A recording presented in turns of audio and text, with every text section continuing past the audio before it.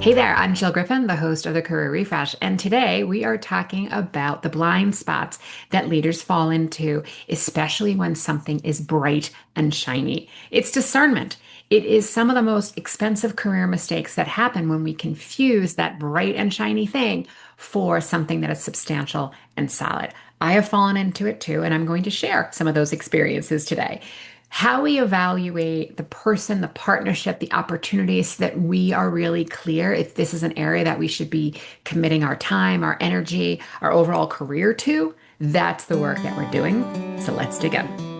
Okay, there's a moment that I know most of us have had when something really flashy or interesting catches your eye. You might feel your heart rate increase. You're thinking, oh my God, this is it. This is the opportunity. If we are unemployed or looking for work or looking for our next opportunity, I find that this can be really, really seductive and pull us in. This is it. This is the one that I've been waiting for. This is the partnership. This is the person, if I'm hiring, this is the person I want on my team. This is the person that's going to solve the thing. And at senior levels, discernment matters more than this opportunity volume. Some of these really expensive career mistakes are because people have misread what they're looking at. It's also happening within a team in business. It shows up not just in hiring, but in the partners or the vendors we choose, the leadership team we may decide to align with, the board that we think has got it all together, and these opportunities where sometimes we chase because everyone there appears to be winning. Everything seems to be doing amazing, and I should be a part of this too.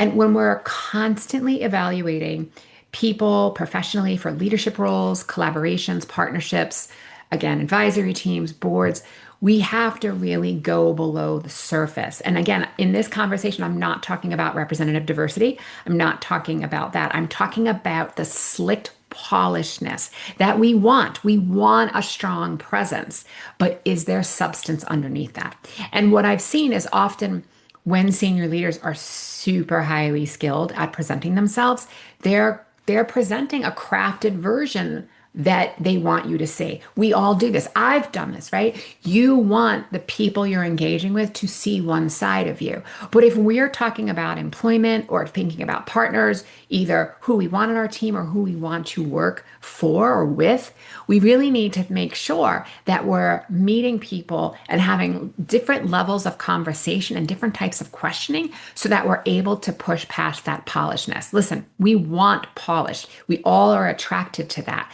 But you know what? Sometimes I'm also really attracted to the person who's just simply authentically themselves. And that's what I want us to really pause in a world where there is so much fake, from data to news to AI to, was that a real media clip? Where do we get the source from? All of that. It's really got to pause and get our discernment stronger. So, you know this person, right? They know the language, they understand what's often called executive presence. I personally hate that word. I think it's really toxic. I look at it more as a leadership identity. These people know how to walk into a room, they communicate confidence, they signal credibility really quickly. And this matters. There's no doubt. We're not saying this doesn't matter. What I'm saying is if you're on the other side of that conversation, we need to make sure that we don't confuse polish with substance because they're not the same things. I've seen people interview brilliantly and then perform poorly. I've seen leaders who are impeccable with their own leadership and their brand, only to leave a wake of destruction and chaos and in their wake. I've seen people who are really good with optics not be able to sustain it over time. And I've also seen the opposite. I've seen people who were understated, quiet, who may be viewed as less polished, who may have some and your nose in their speech, and you may judge them as less impressive. But over time, they're steady, they're capable, their thought leadership is there, they're operationally excellent. One of the best hires I was ever involved in almost didn't happen because of this exact dynamic. My team was really enthusiastic about a candidate. Honestly, I didn't see it at first. There was low enthusiasm in the interview. There was low eye contact. There was a nervous energy. Again, polish and substance. Their first role was at a large organization, and I misread that nervousness as a lack of readiness. My team pushed me for the hire, and I'm really glad they did. We ultimately made the hire, and that person was invaluable. I'm sharing this because it stayed with me and it helped remind me how easily we often overvalue presentation and undervalue substance. This is an unconscious bias. We all have them and we have to watch. We're either persuaded by it or sucked in by it, or we disregard it based on that initial impression. When I evaluate people professionally, I tend to pay attention to patterns, not just the performance in the room. So, this is a great time to grab that notes app or a pen and really think through some of these questions and decide which ones fit you that you may want to ask based on the scenario that you're in. How long has this individual sustained results?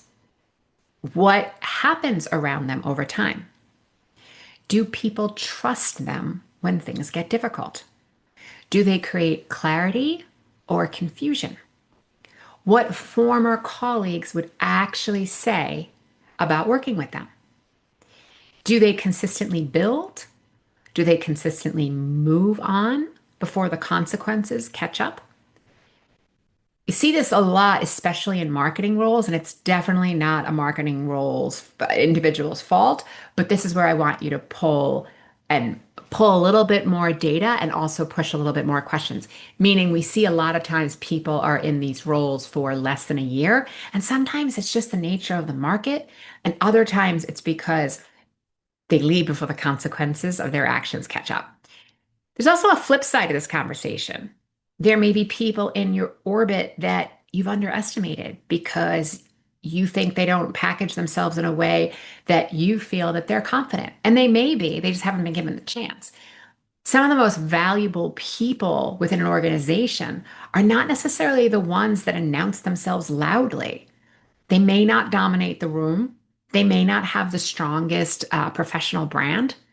It They may not know how to self-promote or navigate within an organization.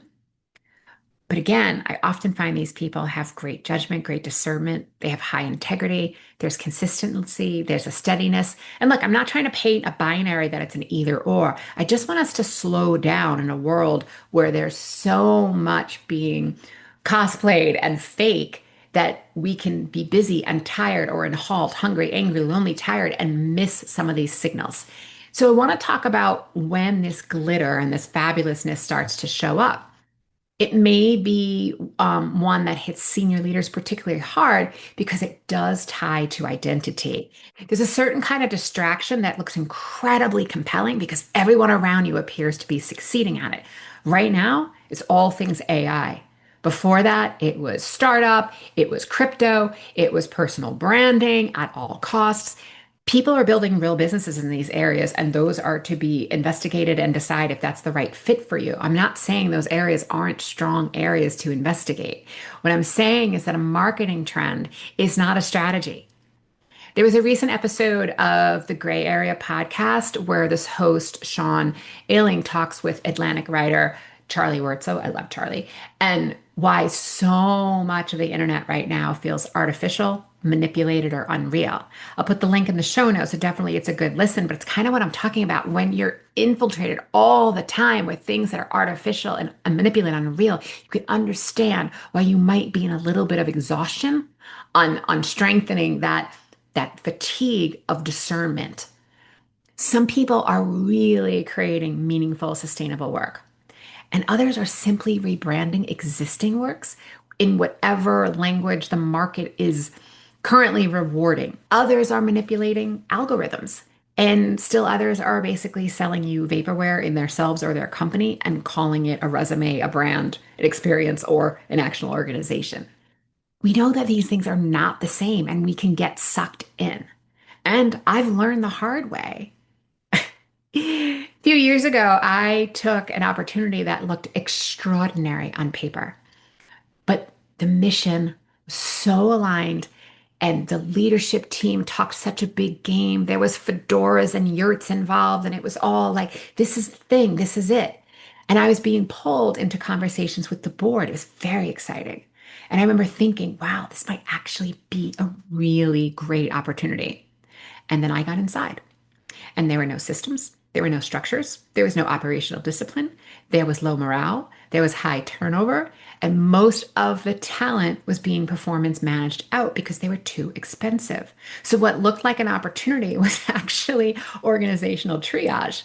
So, I wasn't walking into a startup, I was walking into a cleanup, not growth. Now, if that's your jam and your position is fractional and you're going to come in, fix it, make boatloads of money that you deserve and get out, I would say go for it. But if you think it's a sustainable thing, you really need to check, is my personality aligned with this? Is my experience aligned with this? Because this is going to be a lot of cleanup. What I know about myself, especially working with large organizations, and also I'm a Gallup strengths coach, right? One of my highest strengths is a maximizer. So I take things that are good and make them excellent. I can start with the basics of the foundation, but that's not my genius. My genius is to partner with someone who's taking a project from 0 to 3, and I'm going to take it from 3 to 10, right? Knowing that about myself is really important. And that's why it's so important for you to understand your strengths and your leadership identity and knowing like, do you want to sit in that initial stages all the day? Or do you want to come at the series B or C, right? When we're doing funding and startups, things to think about.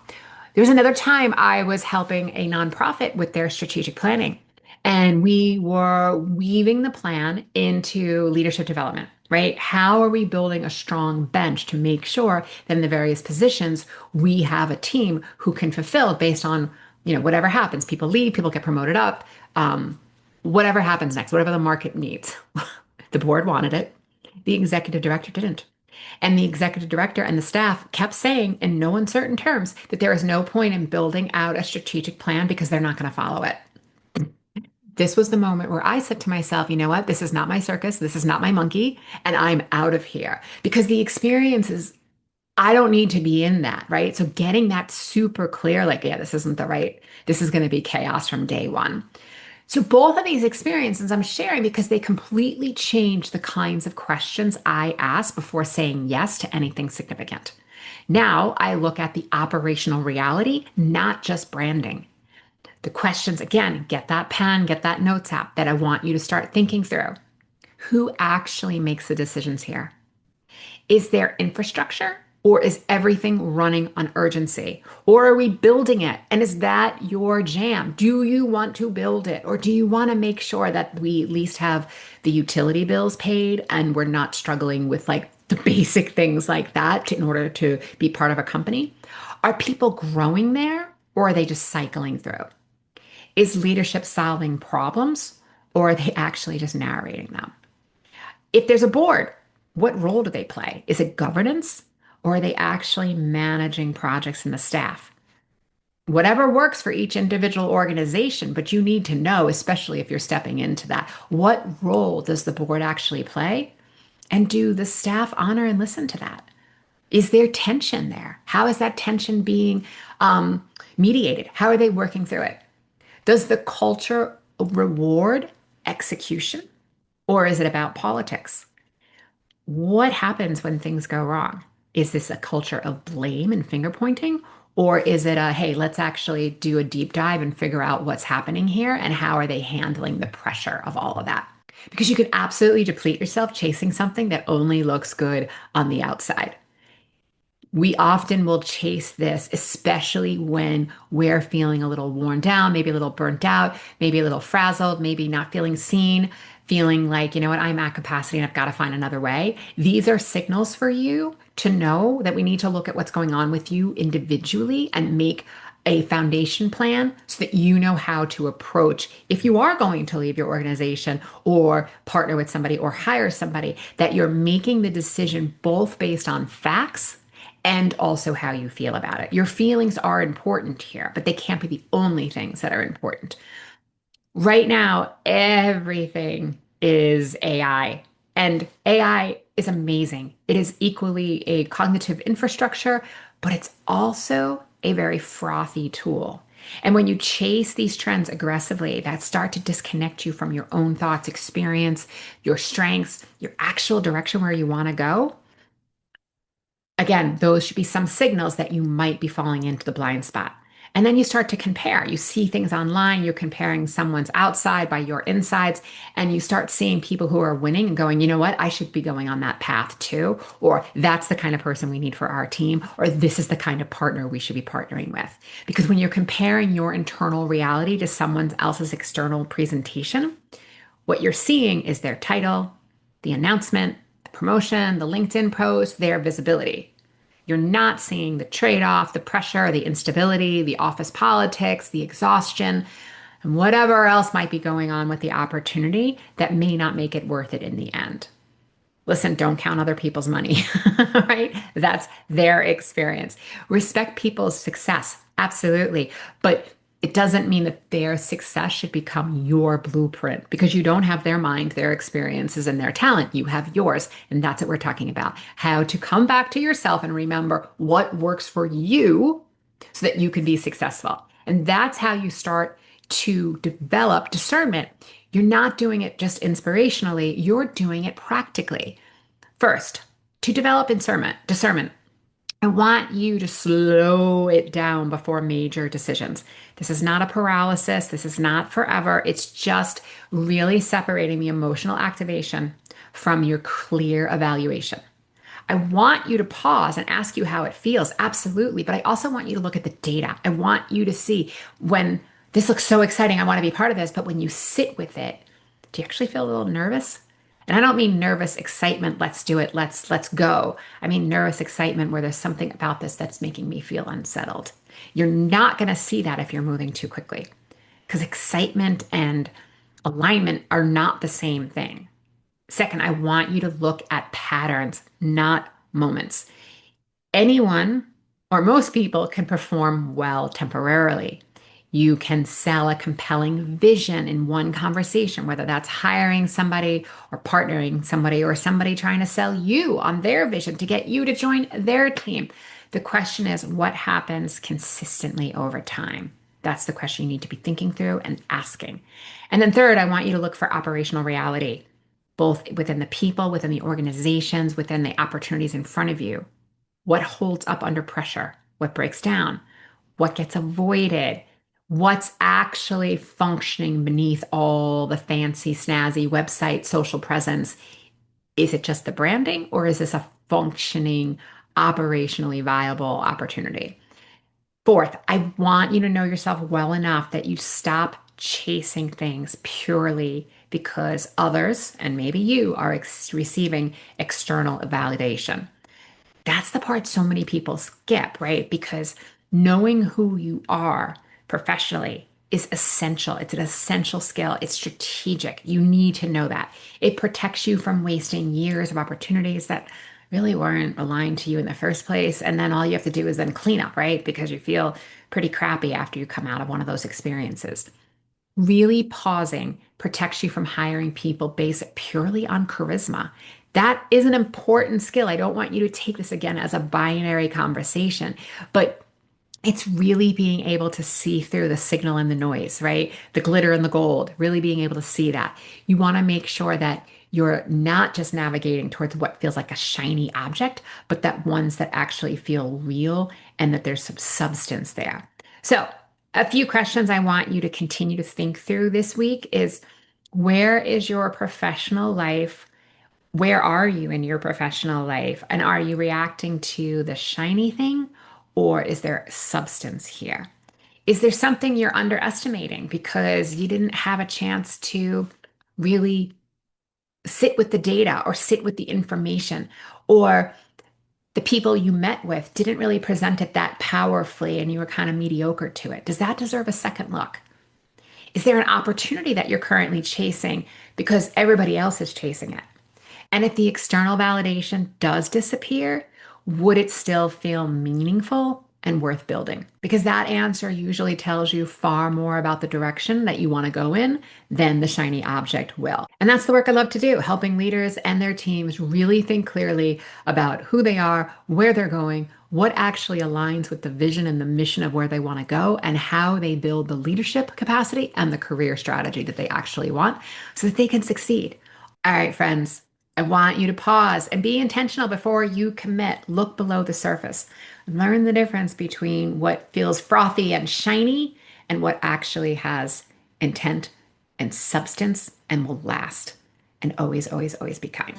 Okay, I'll see you soon.